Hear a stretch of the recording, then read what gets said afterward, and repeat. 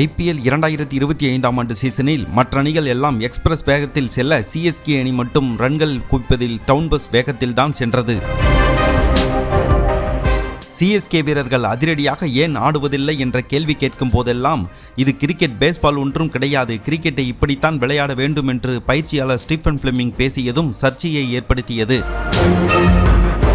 இதனால் மாறிவரும் காலத்திற்கு ஸ்டீஃபன் ஃபிளெமிங் தன்னை மாற்றிக்கொள்ளவில்லை என்றும் இதன் காரணமாக ஃபிளெமிங் அணியை விட்டு வெளியேற வேண்டும் என்றும் பலரும் வலியுறுத்தி வந்தனர்.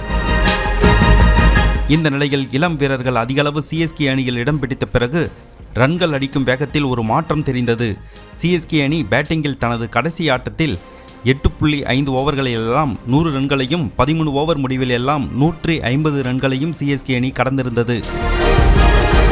அப்போது கிரிக்கெட் வர்ணனையில் இருந்த சுரேஷ் ரெய்னா 4 நாட்கள் கழுகு பறக்கவில்லை என்றால் வானம் முழுவதும் புறாக்களுக்கு சொந்தமாகாது என்பதை CSK நிரூபித்து விட்டதாக கூறினார்.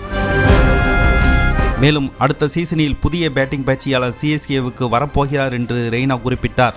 அப்போது பேசிய ஆகாஷ் சோப்ரா அந்த பேட்டிங் பயிற்சியாளரின் முதல் எழுத்து S என்ற எழுத்தில் ஆரம்பிக்குமா என்று கேட்டார்.